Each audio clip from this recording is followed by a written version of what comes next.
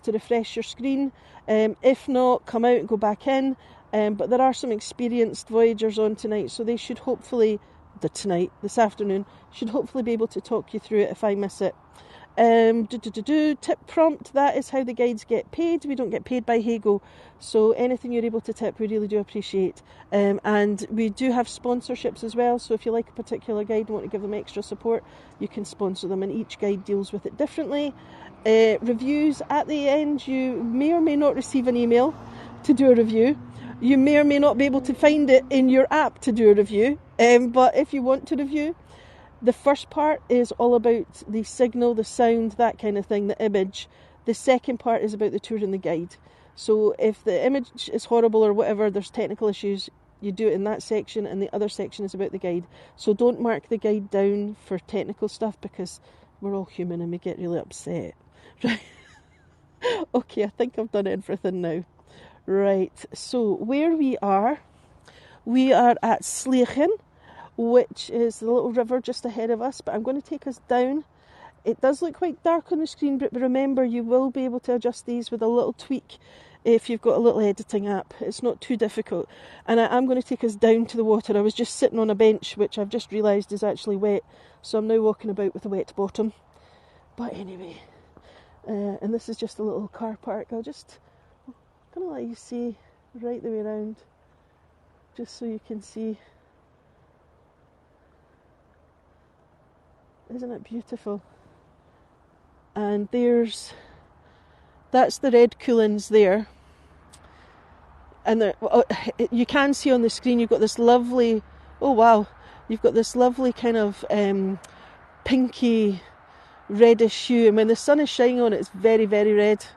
They're gorgeous. But you see they're more rounded, they're very smooth compared to the black coolins, which are the ones that we'll see as we come round here. They're very rugged. Yeah, I've got house envy.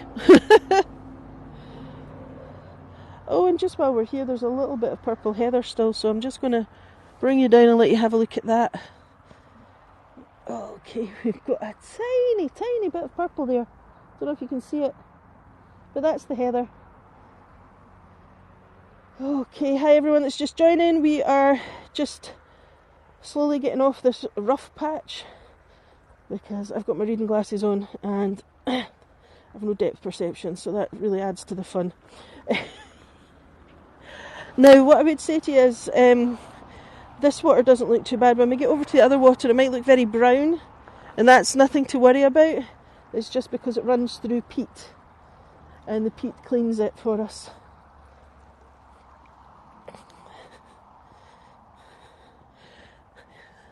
This is the one thing I would love to be able to do. If I could just click the screen and thing it, I could sort the light out for you a little bit better.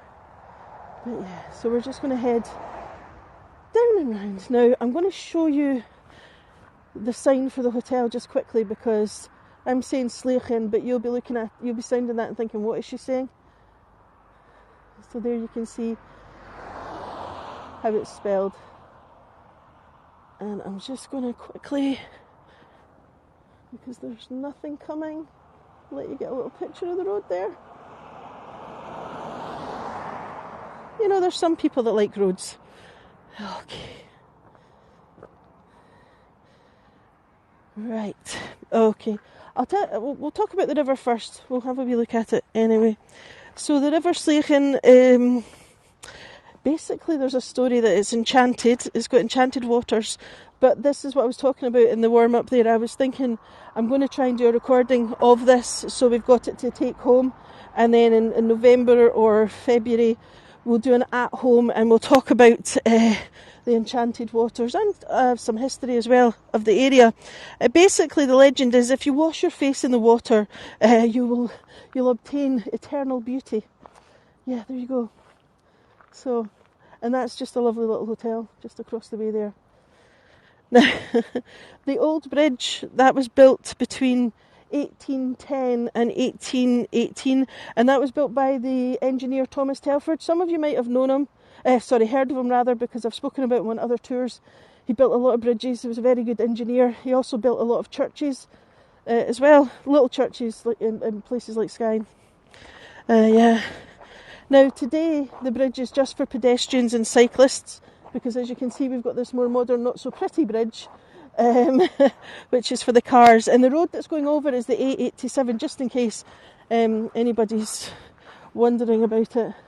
What I'm going to do is I'm going to take us down so we can look through the bridge, and then I'll take us up. But I'm just going to stop here for a second, because I think that's quite pretty. Now there's two cooling ranges that dominate the landscape of Skye. The black coolings is what we're looking at just now. It's quite iconic. Everybody has seen images of the black coolings. Now the red coolings and the black coolings are actually separating Glen, Sligachan, which is running off in front of us. How is the signal? It's just dropped. Can everyone hear me? Can you see? Right, we're back up again. I'm hoping that's working. So yeah, so the black cooling range is the most challenging mountain range. It's over 11 kilometres long, and it's above 3,000 feet in places. And the ridge contains 11 Munros. Now Munros are mountains that are over 3,000 feet here. So we've got 11 Munros and 16 other summits, and the highest point is 3,254 feet. Now, the gently rounded ones, I'm just going to bring you round so we can see this. Can everyone hear me? I think my chat's gone completely now. Right, so here we've got, like I said, the red coolings. These ones are more popular with hill walkers. The other ones are for climbing, but we get lots of hill walkers. And the highest point of this is 2,543 feet. So I'll just bring you round. My chat doesn't seem to be working at all now, so I am going to keep going in the hope that you are all still with me. Obviously, if you're asking any questions... Oh, here, wait a second. I might try it, Lee. Hold on. Sorry, the chat. I'm just having to scroll it manually. I'd love to go to Shetland, but the cost, I don't think I could do it. Because the cost to get there is so expensive. Maybe the ferries. Yeah, the ferries are playing tricks on me. Yes, Skye is very, very... yes, it's got lots of ferries here. Could somebody explain how to download the images at the end for me? I've lost my chat again, so I've missed hundreds of questions there.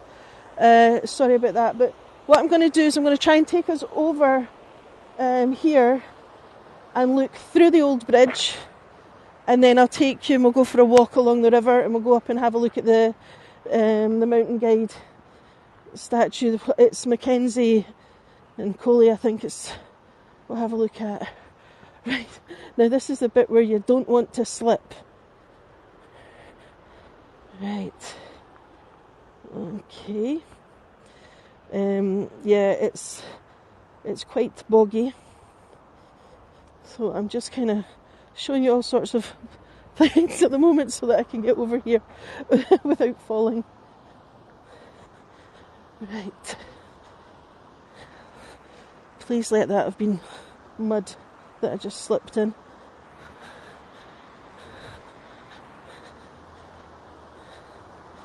Right, isn't this gorgeous? Right, hopefully those guys will keep walking. No, as soon as people see that you want to take a picture, they stand still. Right. We are going to stand here, people, till we get this bridge without those two men. Yeah. Right, so I'm just going to keep standing. Sorry, I was trying to move my chat there, but we're going back to being stuck. They're nearly gone. Right. I'm going to bring you down a bit. So I'm hoping everyone's getting this picture. I'm trying to see. There's not really anywhere. I can't really get further down because it's all kind of boggy. And much that I love you all, I'm not going to get my feet covered in bog juice because it stinks. Yeah, actually, let's see, we'll go this way. Right, this doesn't look too bad. Oh no, that's wet. Yeah, no, it's, as you can see, it's very moist. So, I'll come down again for you here. It's quite frustrating. I've got a wide lens on this phone as well. You're just like, oh, I'd love to do the wide one for you. But yeah. Right, so that's, let's just, oh, we've got a wee dog coming to say hello. It's cute.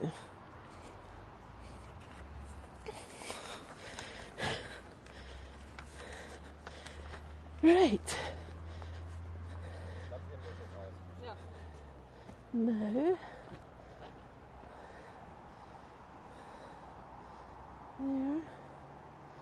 Seeing that we were getting the bridge. I will go over the bridge at some point and we'll try and get it from the other side. I'm just going to head back up the hill. Now, the Coley and Mackenzie statue, which you can see just here. Wait a second, I'm going to have to take a wee drink of water because my throat's just gone dry.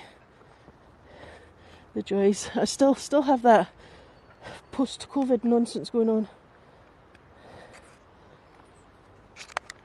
There we are. Right.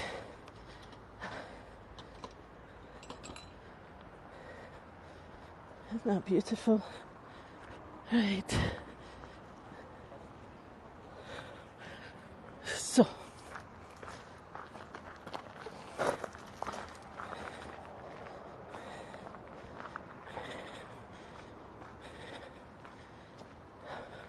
Oh yeah, this is quite interesting. I'll let you take a screenshot of that. So if you want to get a picture.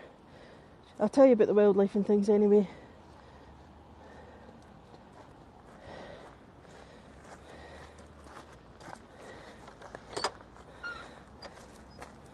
Say hello.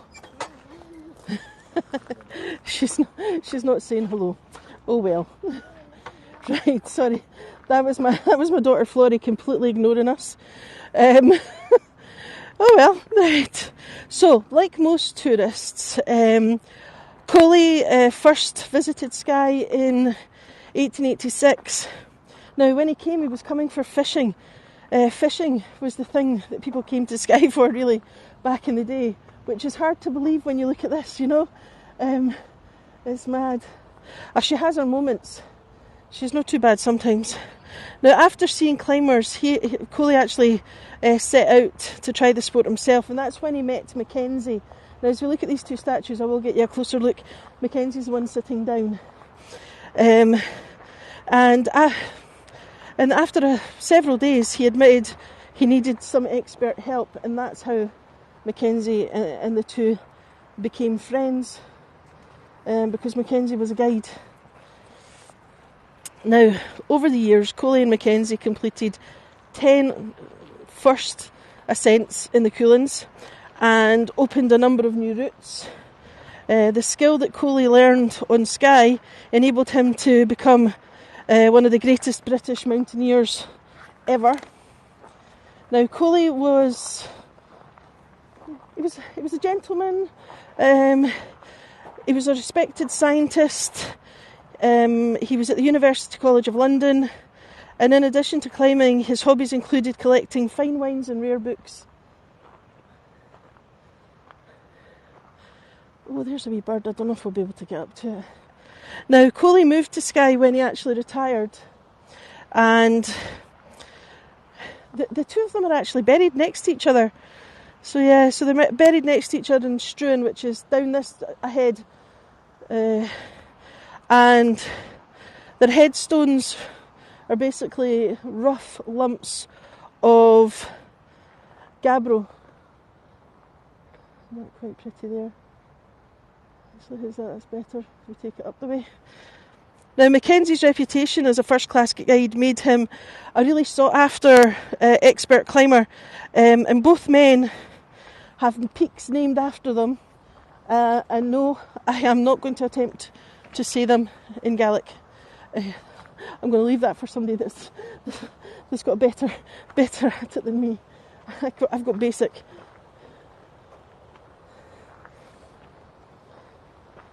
It's nice to see the statue finally finished, because the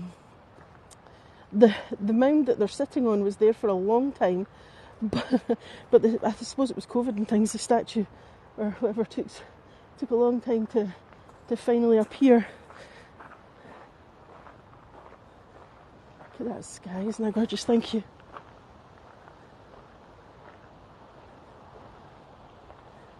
So Mackenzie's the one that's sitting down looking straight ahead, and Coley's behind him.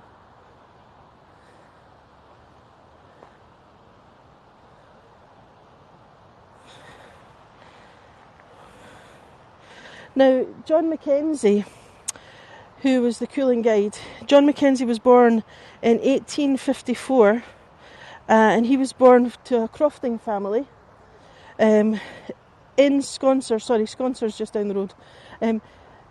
Now, crofting families, it was a hard way to earn a living, and Sconser was one of the more one of the poorer parts of Skye at the time. So he started to explore the peaks when he was very young, and he taught others the skills to enjoy the hills as well. Now, the Coolings would become one of the most important climbing centres in the world, which in turn financially benefited Skye. Right, this step's about 10 feet down. Wait a minute. Oh, I'm sorry about that, people. That's quite a big step. Right, sorry, I can't not jerk doing this because the steps are huge. And I've got short legs. There. Okay. Now, like his brothers and his cousins, Mackenzie recognised the opportunity to make money through this. Yeah. It's a beautiful monument. I'll just turn around again and let you see it from here, because I don't want to pester these men, but I think I might. So there you can see, you've got the statue, and then we've got this beautiful, I would say bronze, it's not a bronze, but of the ridges just ahead of us there. In fact, I'll just come in and let you see it. Just may as well. We're here now.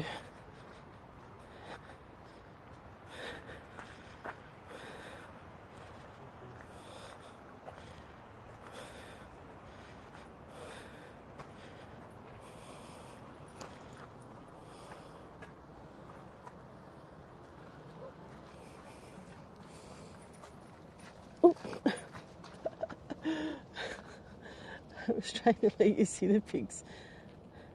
When you try and be artistic and don't realise there's a rock behind you and you get that up your bottom, it's not ideal. There we are. There. And here I'll just let you see. It is bronze. Isle of Skye bronze. Isn't that beautiful? Just let you look over the top.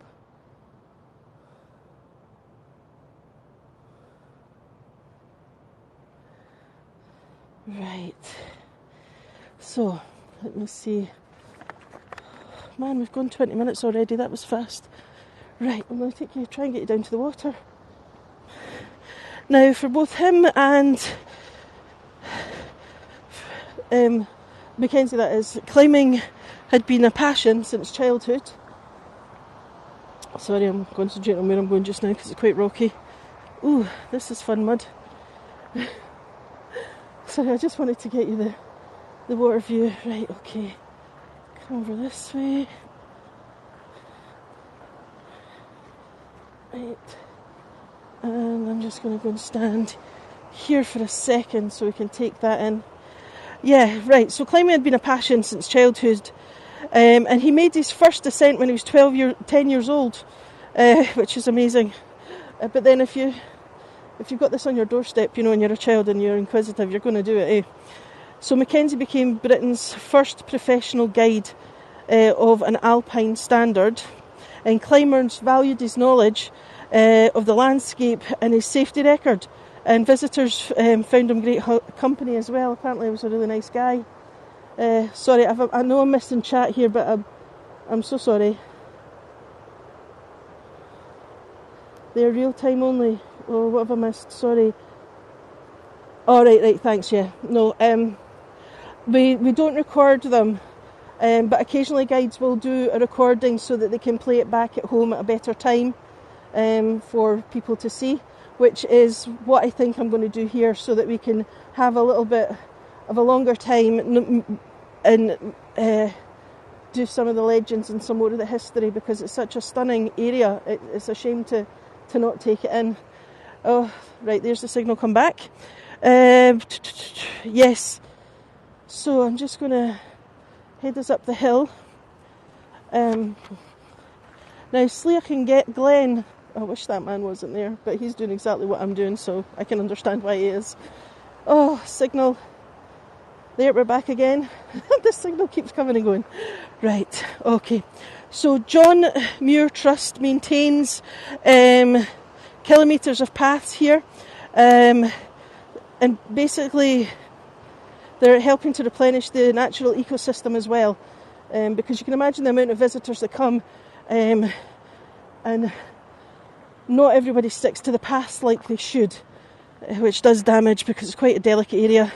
Now, they also carry out habitat monitoring and wildlife surveys, which informs them of any trends and grazing pressures. Right. Here we are. Isn't that gorgeous? I'm just going to do this and then we'll walk along to the river again. Now, Sligachan peatlands. So, peat is the stage before coal. It's moist and springy. We dry it out and we can use it for fires, not now. Also, it's basically, we're having to be very careful with the peat now, and it helps like some of the whiskies have a peaty smoke to them. So yes, and people are asked to stick to the paths, like I say, to prevent further erosion of what's going on. Look at that, but it is beautiful. I know the modern bridge is behind it, but it's still a beautiful picture.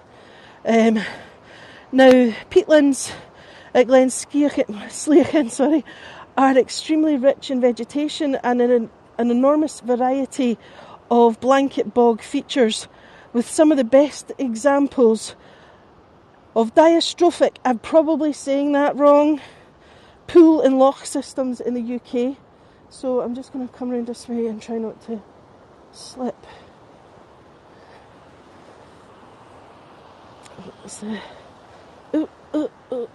Slidey. There, we're back on the path. So I'm just going to...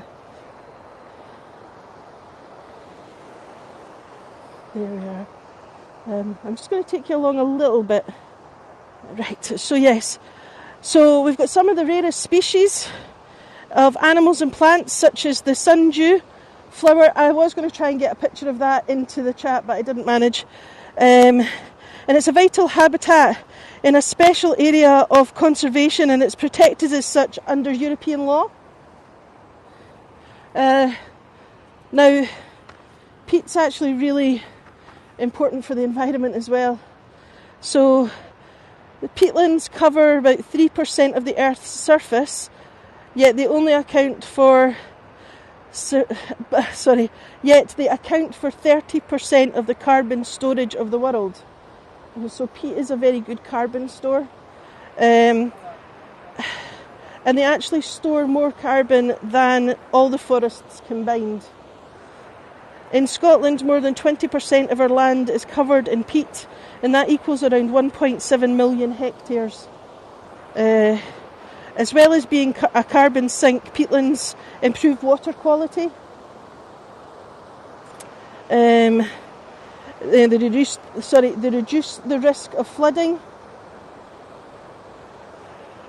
and they provide a habitat that's rich in biodiversity. And you see the stone underneath the water is white there, so you get this lighter colour.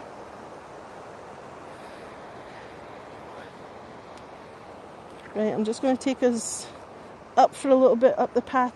I'm keeping an eye on the signal, but I'm going to try and get us onto the next little bend there. I hope everybody's enjoying this. The water's beautiful. Yes, they're not. Peat compost is not something you can get readily well, you can still get some, but it's very much, you know, it's being made socially unacceptable. I don't know how to say that. Right, let me see.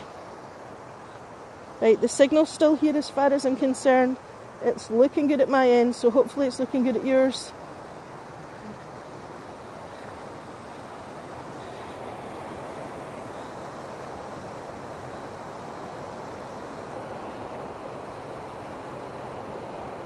Well, in Gaelic it's Winged Island, as in wings flying, and the I think it was the Tyrannosaurus.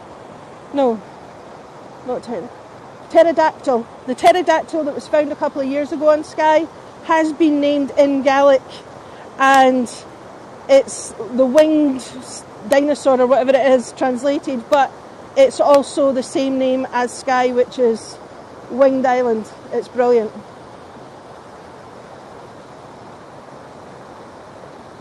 Isn't this just beautiful?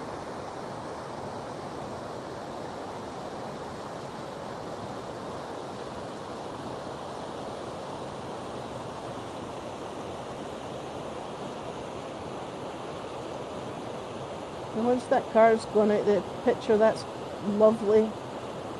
I mean, you can see the road bridge, but it's, well, now these cars are coming, but anyway.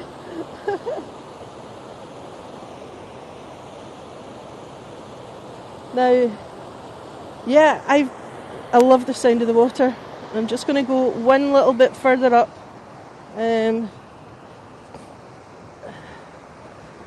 Just so that we've got the path and the coolings there.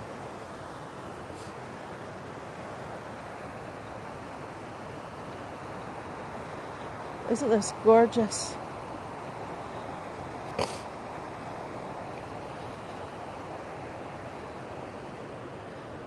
Right, I'm going to do a little panorama for you again. If I do it slowly enough, you should be able to take pictures. Thank you everyone that came along. We've got about a minute and a half to go. Sorry the chat isn't working at my end, so I've probably missed hundreds of questions. Now the signal is back up. It's just beautiful.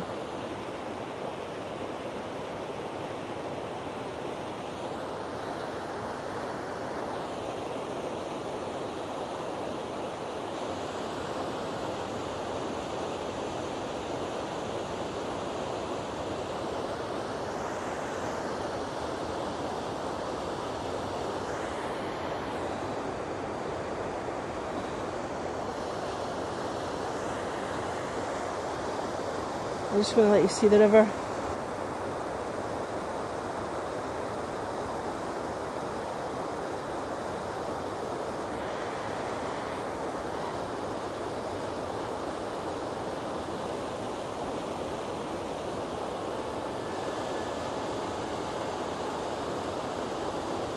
Now, how's that for a relaxing afternoon? Oh, I tell you, see, if I thought I would have the audience to come back again tomorrow, I would do it again. I've just loved it. This has been beautiful. Right, everyone, I really hope you enjoyed it. I did. I feel calm. Oh, just listening to the water, and the scenery is stunning. And the air is so fresh. It's just, yeah. And I'm really, thank you everybody that left tips. Thank you everyone that joined. If your postcards work out, please share them so that I can see them. You can tag me in Facebook, the HeyGo Voyagers. Some of you are, yeah, because yeah, it's beautiful. I really do hope you enjoyed it. And I'm going to go home, check the weather tomorrow, and I will probably, if I can, put a short last minute tour on. So I know some of you won't be able to make it, and other people have got other tours, but it's just, yeah. Right. This is really awkward because the chat's not moving and it's really strange. But I honestly, I've had a ball. Thank you very much for coming. Bye.